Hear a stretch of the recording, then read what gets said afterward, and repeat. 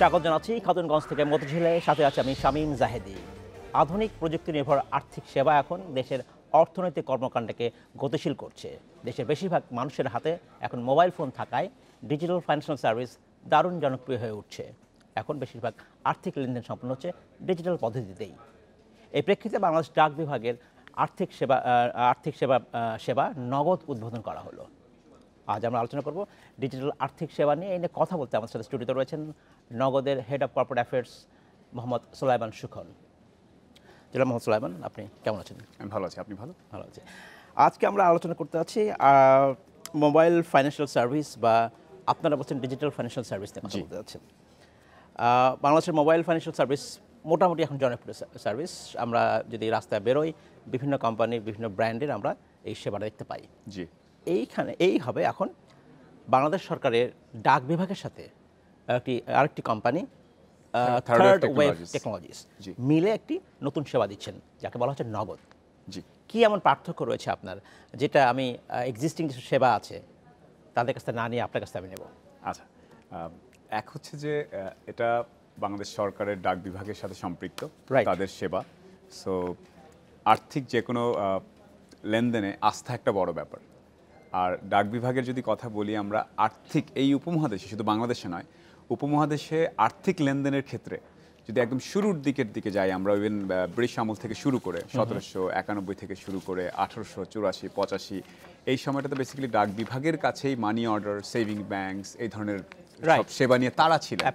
এবং গত প্রায় 1-1.5 বছর ধরে মানি অর্ডার থেকে শুরু করে এই ধরনের আর্থিক সেবা যে দিচ্ছে ডাক বিভাগ, এবং সেখানে কোনো ধরনের অনিয়ম বা ত্রুটির খবর বা ঘটনা খুবই সীমিত।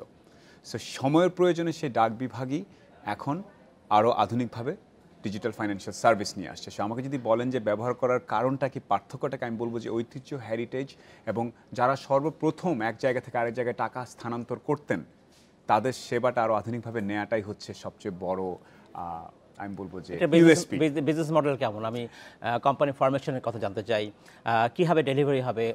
অন্যান্য প্রতিষ্ঠানের ক্ষেত্রে যেখানে এজেন্ট বিভিন্ন রাস্তায় বা বিভিন্ন দোকানে থাকে, বাজারে থাকছে, এখানে কি হবে? আচ্ছা, এটা হচ্ছে যে বাংলাদেশ ডাক বিভাগ বেসিক্যালি 2010 সালের 26শে মার্চ পোস্টাল ক্যাশ কার্ড এবং ইলেকট্রনিক মানি ট্রান্সফার সিস্টেম, এটা মাননীয় প্রধানমন্ত্রী উদ্বোধন করেন 2010 সালে। সেটারই নবরূপায়িত রূপটা হচ্ছে এখন এই মাসের গত মাসের 26 তারিখে 2019 সালের প্রধানমন্ত্রী 26 সালে যেটা নগদ উদ্বোধন করলেন। ফরমেশনটা হচ্ছে বাংলাদেশ ডাক বিভাগ, বাংলাদেশ গভর্নমেন্ট 51%, আর আমরা থার্ড ওয়েভ টেকনোলজিস, আমরা হচ্ছে মাস্টার এজেন্ট। পুরো সেবাটার মাস্টার এজেন্ট হচ্ছি আমরা। আমাদের দায়িত্ব হচ্ছে সেবাটাকে পৌঁছে দেয়া প্রান্তে প্রান্তে, এবং সেই পৌঁছে দেওয়াটার একটা বড় মাধ্যম হচ্ছে বাংলাদেশ ডাক বিভাগের 9886টি পোস্ট অফিস এবং পোস্ট ই সেন্টার আছে। 9886টি। সেই প্রতিটি জায়গায় এই সেবাটা পাওয়া যাবে, সেটা হচ্ছে একটা। আর দ্বিতীয় হচ্ছে বাংলাদেশের গ্রামের এগেনস্টে প্রায় প্রতি 2টি গ্রামের এগেনস্টে একটি করে বড় বাজার বা বলার মতো বাজার আছে। সো সেই ক্ষেত্রে প্রায় 26 থেকে 28 হাজার বাজারে আপনি আমাদের উদ্যোক্তা থাকবেন, যেখানে আমরা অলরেডি শুরু করেছি সেই সম্প্রচারটা এবং সেই স্থাপনটা। সো আপনি 28,000 দোকানেও, 28,000 বাজারেও আপনি এর উপস্থিতিটা পাবেন। আচ্ছা, অলরেডি এই উদ্বোধন করার আগে থেকে যে পরীক্ষামূলক আমরা একটি সঞ্চালন করছিলাম, সেটাতে প্রায় 1 লক্ষর মতো উদ্যোক্তা, মানে 1 লক্ষ পয়েন্টে বিভিন্ন বাজারে 1 লক্ষ জায়গায় আপনি এই সেবাটি গ্রহণ করতে পারবেন। প্রতিটি জেলা শহরের যে সেন্ট্রাল পোস্ট অফিস আছে সেখান থেকে আপনি সেবাটি গ্রহণ করতে পারবেন। এবং এইভাবেই পুরো জিনিসটি, সেবাটি আপনি ইউএসএসডি কোডের মাধ্যমে করতে পারবেন, অ্যাপের মাধ্যমে করতে পারবেন, ওখানে গিয়ে করতে পারবেন। এবং আমাদের সবচেয়ে বড় পার্থক্য হচ্ছে আমাদের ডিজিটাল কেওয়াইসি আছে। আপনি নিজের অ্যাকাউন্ট ডিজিটালি সেটা ওপেন করতে পারবেন, সেটা আপনি নিজে ডিজিটাল সিগনেচার দিয়ে, সেটার জন্য আলাদা স্টাইলাস লাগবে না, আপনি অ্যাপের মধ্যেই করতে পারবেন। সেরকম অনেকগুলো ব্যাপার আছে। আর যদি সরাসরি ব্যবসার কথায় আসি, অবশ্যই যেহেতু সরকারের সাথে সম্পৃক্ত, খরচের ক্ষেত্রে কিছুটা কম। সো সেই জায়গাটা দেখা যাবে যে অনেক স্বাচ্ছন্দ্য হবে অনেকের। আর আরেকটা কথা বলে নিতে চাই এখানে, যেহেতু আপনি সুযোগটা দিলেন, আমরা অনেকেই ধরে নিচ্ছি যে ডিজিটাল আর্থিক সেবা অনেক জায়গায় পৌঁছে গেছে বাংলাদেশের, বাট এটা পৌঁছেনি। এখনও 66% বাংলাদেশি কোনো ধরনের ডিজিটাল বা কোনো ধরনের ব্যাংকিং সুবিধার বাইরে। আমাদের টার্গেটটা হচ্ছে, যেহেতু ডাক বিভাগের একটা বিস্তীর্ণ অন্তর্ভুক্তি আছে দেশের বিভিন্ন ভৌগোলিক অবস্থানে, এবং মানুষের আস্থা আছে, সেই জন্য এই যে আনব্যাংকড 66%, আমরা সবাই ধরে নিচ্ছি যে ব্যাংকিংয়ে আওতায় চলে এসেছে, আসেনি। আচ্ছা। এই 66%কে আওতাভুক্ত করাটাই হচ্ছে নগদের মূল উদ্দেশ্য। আরেকটা বিষয় আপনি জানতে চাচ্ছি, আপনি বলছেন যে সরকারের একটি সহায়তা রয়েছে, অর্থাৎ ডাক বিভাগের সহায়তায় আরেকটি private company third wave technology সেই কাজ আমরা মাস্টার এজেন্ট। মাস্টার এজেন্ট হিসেবে কাজ করছেন।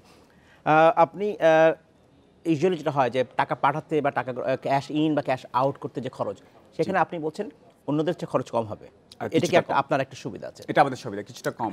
আর একটা সুবিধার কথা যেটা অনেকে বলছেন যে আপনাদের ক্ষেত্রে সুবিধা হচ্ছে ট্রানজ্যাকশনের অ্যামাউন্টটা খুব আপনাদের ক্ষেত্রে অনেক বেশি, প্রায় 17 গুণ বেশি অন্যান্য মোবাইল ফাইন্যান্সিয়াল সার্ভিসের তুলনায় বলা 17 গুণ বেশি 17 বলা গুণ হচ্ছে। বলা আচ্ছা, হচ্ছে। যদি এইটা হয় তাহলে কি বাজারে একটি অসম ব্যবসায়িক প্রতিযোগিতা তৈরি হবে না? আচ্ছা, অসম ব্যবসায়িক আমি যেটা বলছি যে এই সেবাটা আগেই ছিল।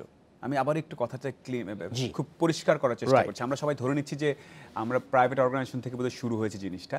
নো, এই সেবাটা 2010 সালের electronic money transfer, money order, postal অ্যাক্টের মধ্যে খুব ক্লিয়ারলি বলা আছে যে ডাক বিভাগের মাধ্যমে কে কত টাকা কিভাবে পাঠাতে পারবে। সো এই জিনিসটা অনেক আগে থেকেই আছে। সো এটা নতুন করে করা হয়েছে কোনো উদ্দেশ্য নিয়ে, একদম ভুল। জিনিসটা আগেই ছিল, আগে যেভাবে টাকা ছিল সেইভাবে কিন্তু নয়।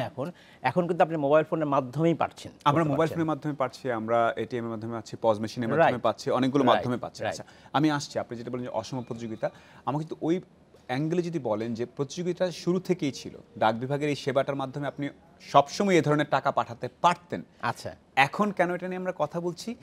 হয়তো এতদিন ধরে যে অসম প্রতিযোগিতা চলছে সেটা এখন চেঞ্জ হয়ে যেতে পারে বলেই এখন সেই কথা হচ্ছে। ধন্যবাদ। আমরা একটু ছোট্ট বিরতিতে ফিরে আসবো, কিন্তু আসলে আমি জানতে চাচ্ছি যে কোনো ব্যবসার জন্য বা যে কোনো কাজের জন্য লেভেল প্লেইং ফিল্ড খুব গুরুত্বপূর্ণ। আমরা এটা নিয়ে কথা সেইটা নিশ্চয়ই আমরা কথা বলবো। অ্যাবসলিউটলি। আজ আমরা কথা বলছি নগদের কার্যক্রম নিয়ে। আমাদের সাথে কথা বলতে যাচ্ছেন মোহাম্মদ সুলাইমান সুখন। আমরা কথা বলছিলাম যে লেভেল প্লেইং ফিল্ড খুব গুরুত্বপূর্ণ একটা বিষয়। তার আগে আমি একটু বলে নিই কেন আমি কথাটা বলছি। নগদের মাধ্যমে একজন কাস্টমার 10টি ট্রানজ্যাকশনের মাধ্যমে পার ডে 2.5 লক্ষ টাকা পাঠাতে পারেন। এটা নেওয়া, যেটা অন্যান্য ফাইন্যান্সিয়াল সার্ভিসের জন্য, মোবাইল ফাইন্যান্সিয়াল সার্ভিসের জন্য সেটা হচ্ছে পার ডে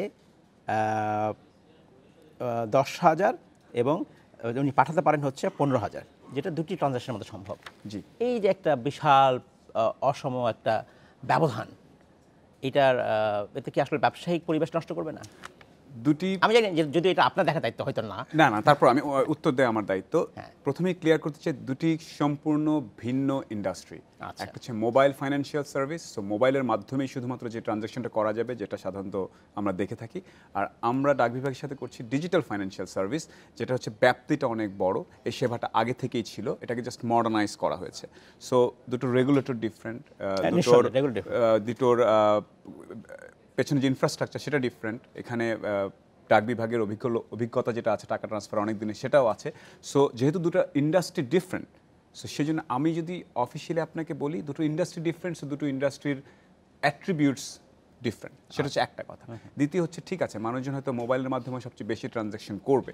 সো এই ক্ষেত্রে যেহেতু সেবাটা শুরু থেকে এরকম ছিল, সেই সেবাটাই আমরা এগিয়ে নিয়ে যাচ্ছি। আমরা আমাদের পুরো এখতিয়ার আইনগত ভিত্তির উপর দাঁড়িয়ে আমরা আমাদের ব্যবসাটা পরিচালনা করছি। আমি যদি এইভাবে ব্যাখ্যা করি যে জিনিসটা ছিল হয়তো কাগজে কলমে, এখন সেটাকে আমরা ডিজিটালি বা মোবাইল ফোনের মাধ্যমে নিয়ে এসেছি। তাই মোবাইল ফোন থেকে শুরু করে আরো যে ডিজিটাল প্ল্যাটফর্মগুলো আছে সেখানে আমরা ট্রানজ্যাকশন করছি, এটা আগে থেকেই ছিল। আচ্ছা, এবং এই থাকাটাকে আমরা এখন আরো দাঁড়ে দাঁড়ে পৌঁছে দিচ্ছি, যার কারণে হয়তো আমরা একটা আওয়াজ দেখতে পাচ্ছি। এবং এই আওয়াজটাকে আমি বলবো যে ভালো, কারণ সরকারি একটা সেবা ডরমেন্ট হয়ে পড়েছিল, কেউ কখনো এটা নিয়ে কথা বলেনি, কেউ এটাকে নিয়ে এগিয়ে আসেনি। আমরা এগিয়ে এসেছি, প্রশ্নের সম্মুখীন হচ্ছে। আমি বলি যে এটা একটা ভালো জিনিস যে পাবলিক প্রাইভেট পার্টনারশিপ একসাথে হয়ে একটা জিনিস করার চেষ্টা করছে। At the end of the day কিন্তু মানুষ কিন্তু তার মোবাইলের মাধ্যমে এই টাকা গ্রহণ করবে বা মোবাইলের মাধ্যমে ক্যাশ আউট করবে, সেটা করবে। কিছুদিন পর হ্যান্ডহেল্ড ডিভাইসের উপরে মানুষের ইয়েটা বেড়ে যাবে। আর এই যে লিমিটের কথা বলা হচ্ছে, লিমিট কিন্তু একসময় অন্যান্য যেসব প্রাইভেট কোম্পানি যারা ব্যবসা করছে এই ক্ষেত্রে, তাদের ক্ষেত্রেও কিন্তু আরেকটু হায়ার ছিল। কিন্তু একটা সময় এটা কমানো হলো, মূলত বলা হলো যে আসলে এই টাকাগুলো কোথায় যাচ্ছে বা এটা কোনো মানি লন্ডারিং হচ্ছে কিনা বা অবৈধ কাজে ব্যবহৃত হচ্ছে কিনা, এই কারণে কিন্তু আসলে মূলত লিমিটটা আসলে কমানো হয়েছিল। এই জাতীয় যে ঝুঁকি যদি থেকে থাকে, সেটা নগদ কীভাবে সামলাবে? আচ্ছা, সবচেয়ে বড় কথা হচ্ছে যে আমাদের ডেফিনেটলি পুরোপুরি AML-CFT টিম, কমপ্লায়েন্স টিম, সরকারিভাবে বেসরকারিভাবে সম্মিলিত হয়ে পুরো ইনফ্রাস্ট্রাকচারটা রেডি করা আছে। So সেটা আমাদের নিজস্ব AML-CFT ট্রেনিং, AML-CFT গাইডলাইন, আমাদের STR রেজ করার যে system, everything is in place. সেটা হচ্ছে একটা জায়গায় বলছি, বাট আপনি বলছেন যে বড় চাঙ্কের অ্যামাউন্ট। আমরা রিসেন্টলি যখন আমরা থরলি ইনভেস্টিগেট করি, তখন আমরা দেখতে পাই সাধারণত দেখা যাচ্ছে যে এই ধরনের টাকা পয়সা লেনদেনের ক্ষেত্রে সাধারণত অপরাধমূলক কারো যদি মানসিকতা থাকে, তারা আসলে ছোট চাঙ্কেই পাঠিয়ে থাকে সাধারণত। কারণ ছোট চাঙ্কে, কারণ আপনি ঠান্ডা মাথায় চিন্তা করে দেখেন যে বড় চাঙ্কে আমাদের যে কথাটা বলছেন, যারা লেজিটিমেট ভাবে ছাড়া যাতে অন্য কোনো ইন্টেনশন নিয়ে যদি কেউ 2.5 লাখ 3 লাখ টাকা পাঠাতে চায়, সেটা কিন্তু STR হিসেবে রেজ হয়ে যাবে খুব দ্রুত। আমাদের পক্ষে বেসিক্যালি নগদের পক্ষে এটাকে মনিটর করা অনেকটা ইজিয়ার, বিকজ বড় চাঙ্কে আমাদের ডেফিনেটলি আমাদের STR রেজ করার, আমাদের সাসপিশিয়াস অ্যাক্টিভিটিস রেজ করার যে আমাদের সফটওয়্যার, আমাদের সেই ব্যাংকিং পার্টনার, সফটওয়্যার পার্টনার যিনি আছেন, তাদের মাধ্যমে আরো ডিটেলস হয়তো আমরা পরে কোনো টেকনিক্যাল অনুষ্ঠানে আমরা আলোচনা করব। সো আমাদের পুরো প্রসেসটাতে ইনবিল্ড করা আছে যে কে কখন কোথায় কিভাবে কত টাকা কেন কোন ফ্রিকোয়েন্সিতে কিভাবে তারা ট্রানজ্যাক্ট করছেন। বাট হ্যাভিং সেড দ্যাট, যদি আমার লিমিট দেয়া থাকে যে সার্টেন লিমিট, সেটা যদি কেউ অ্যাভেল করেন, সেটার জন্য অবশ্যই তার দায়বদ্ধতা, তার ক্লারিটি, সম্পূর্ণ জিনিসটাই আমাদের কাছে আছে। আইন শৃঙ্খলা রক্ষাকারী বাহিনী থেকে শুরু করে BFIU থেকে শুরু করে অন্যান্য যে কোনো প্রতিষ্ঠান যখন চাইবে, আমরা ডাক বিভাগকে প্রোভাইড করব, ডাক বিভাগ সেই জিনিসটা তাদেরকে দিয়ে দেবেন। আর যারা যেসব প্রতিষ্ঠান কাজ করছে, প্রায় 17টি ব্যাংক তাদের সহযোগী প্রতিষ্ঠানের সাথে একটা কাজ করছে। মূলত যেসব যারা মোবাইল ফাইন্যান্সিয়াল সার্ভিস দিচ্ছে, তারা কিন্তু একটা ব্যাংকের সাথে কাজ করছে। সে অর্থে আপনারা কাজ করছেন না, thanks to Bangladesh postal act, যেটার কারণে এই কারণে আপনাদেরকে আপনাদের নিজস্ব রেগুলেটরি বডি আপনারা আলাদা বলছেন, কিন্তু কাজটা আসলে টাকা পয়সার বিষয় কিন্তু। হ্যাঁ, এবং ডাক বিভাগ সেই টাকা পয়সার বিষয়টা 1884 সাল থেকে করে আসছে।